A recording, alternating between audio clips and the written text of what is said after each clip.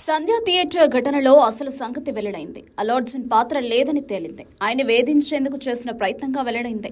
భద్రతా కల్పనలో వైఫల్యానికి బన్నేని బాధ్యుడిని చేసే యత్నం చెల్లుబాటు కాలేదు. ఆయనకు తొలుత హైకోర్టులో, ఆ తర్వాత నాంపల్లి కోర్టులో బెయిల్ మంజూరు కావడం దానికి సాక్ష్యం. అదే సమయంలో కోర్టులో జరిగిన వాదనలను న్యాయమూర్తి పరిగణలోకి తీసుకున్న తీరు మరింత ఆసక్తికరం. సంధ్య థియేటర్ ఘటనలో అల్లు అర్జున్కి ప్రత్యక్ష పాత్ర లేదని ప్రపంచమంతా అంగీకరిస్తుంది.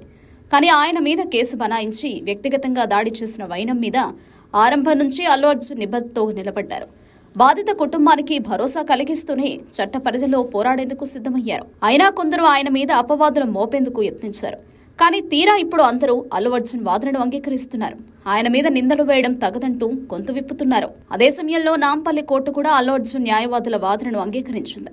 సంధ్య థియేటర్ దగ్గర తొక్కిసలాట జరిగిన సమయంలో అల్లు అర్జున్ ఘటనా స్థలంలో లేరు. కనీసం దానికి సమీపంలో కూడా లేరు. ఫస్ట్ ఫ్లోర్లో సినిమా చూస్తున్నట్టుగా ఆధారాలు సమర్పించారు. అలాంటి సమయంలో ఆయన పరోక్షంలో జరిగిన ఘటనను ఆయనకు ఆపాదించడం మీద అభ్యంతరాలు వ్యక్తం చేశారు. అవసరం లేని చట్టాలను మోపారంటూ న్యాయస్థానం ముందు ప్రస్తావించారు. వాటిని కోర్టు పరిగణలోకి తీసుకుంది. అల్లు అర్జున్ పాత్ర మీద ఆసక్తికర వాదనలను గమనించింది. తన మీద పెట్టిన కేసులో సెక్షన్లు వర్తించవన్న విషయాన్ని గుర్తించింది. సంబంధం లేని కేసులో ఇరికించినట్టుగా భావించింది. చివరకు బెయిల్ మంజూరు చేసింది. ఇక అల్లు అర్జున్ మీద కేసుకి సంబంధించిన ఎన్హెచ్ఆర్సీ కూడా పోలీసుల వైఫల్యం మీద నోటీసులు జారీ చేసిన తరుణంలో నాంపల్లి కోర్టులో కేసు కూడా ఎక్కువ కాలం నిలబడే అవకాశం లేదనే వాదనకు ఆస్కారం కలుగుతోంది.